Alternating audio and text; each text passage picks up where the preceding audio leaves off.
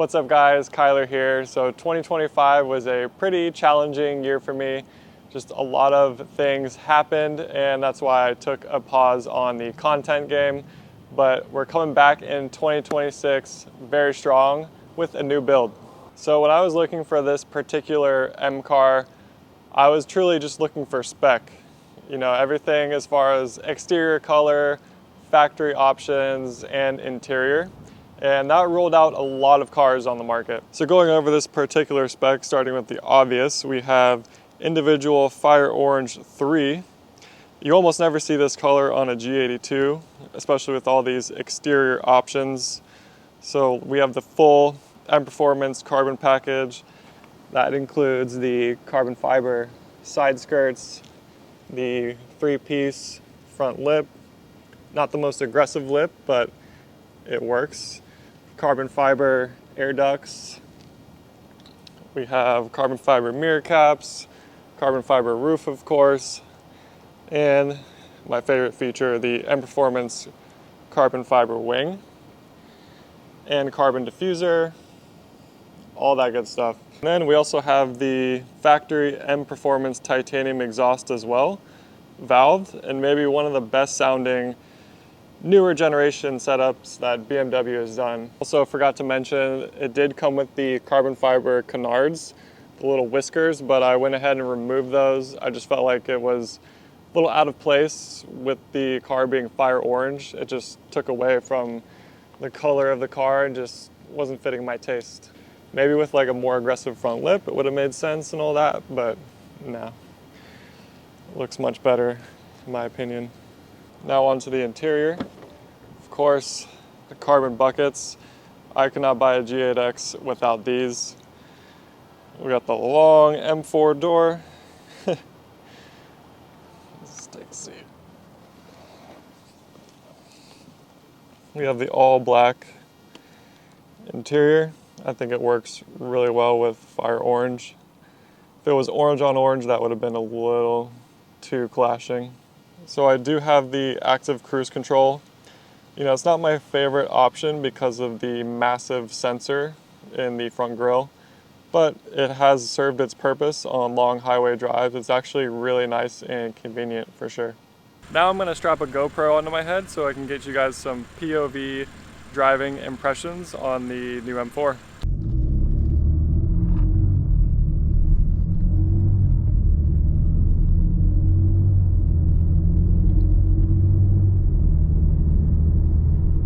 So right off the bat, this car drives exactly how you'd expect a modern M car to feel. Absolutely soulless. Just kidding, not really though. It is a little soulless compared to the previous generation M's.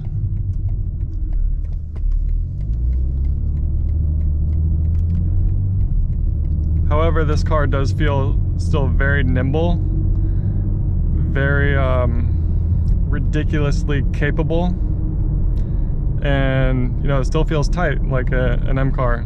All the suspension and everything is, you know, built for the track, and you can definitely feel that even in its stock form. You know, these cars come from the factory ready to rip, but of course you can always make it better with some mods.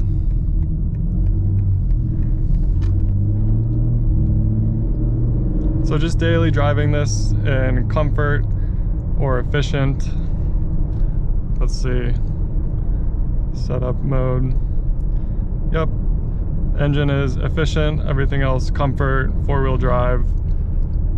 You know, it's a very daily drivable car in these modes. It's very comfortable, even in these bucket seats. And one of my favorite things about the G8X platform and the S58 engine is just the overall tuning with all the components. It just feels so natural when you're driving it. The car just does everything that you want it to do. Nice little M2, okay. All right, the car is warmed up enough. I'm gonna throw an M1. So with my M1 configuration, I have pretty much everything in sport. still in 4-wheel drive. And this just makes everything a lot more sporty. Go figure. Give those cars some room. But yeah, it's especially what's noticeable is the braking. When you go from comfort to sport, the brake pedal is a lot more responsive compared to comfort, and it's quite noticeable.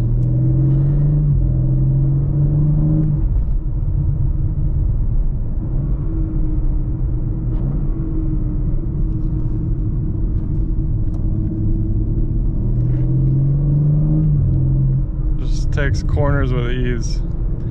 Even though I'm only going 30, but it's a pretty tight corner.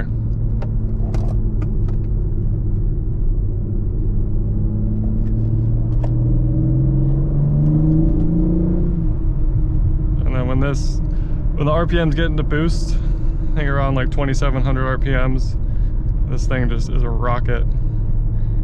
Even fully stock. So I also like to change the M mode, put it in sport, and that changes the dash right here. So you can check out your tire pressure and temperature, and the RPMs also show in the heads-up display, which is very convenient.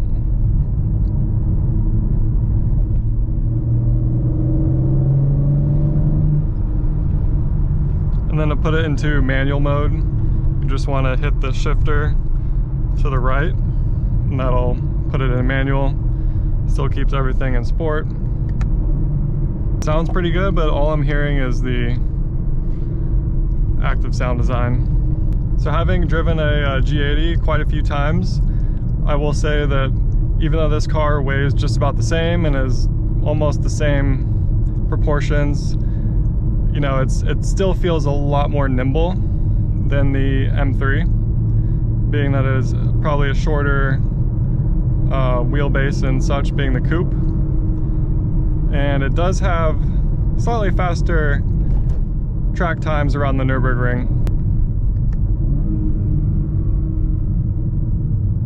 Yeah, this needs an exhaust ASAP.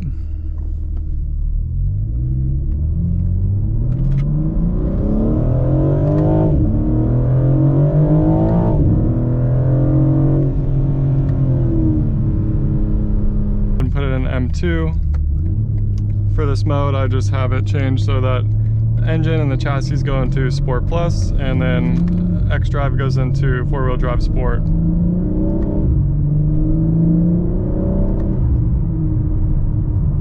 You can notice the burbles are a bit more pronounced for sure. And I do have the little exhaust button pressed, so that is activated.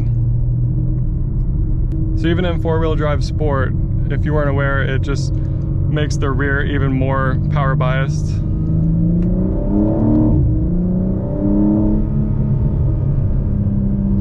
Feels really good. And you can easily break traction, stock power. I mean, it is an M car. At least at this point in time, I don't feel like it needs any tuning. But eventually I'm sure I'll do like the CS or the CSL tunes just to test those out. Always been curious.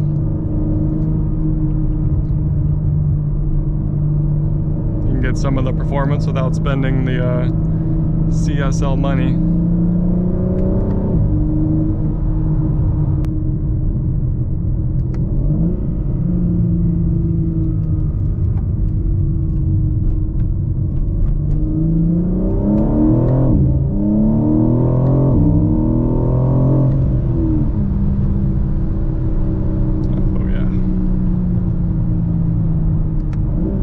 Brakes are great.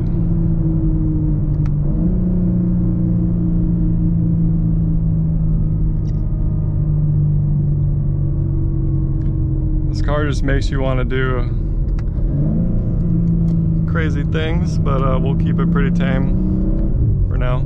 That's going to wrap up this reveal video for the G82 M4. Overall, I'm just super stoked to be able to have this vehicle in the garage now, and there will be many more videos to come, so stay tuned. And I do also have the 340, so that's not going anywhere, and I'll keep making content on that as well. So thanks for tuning in. See ya.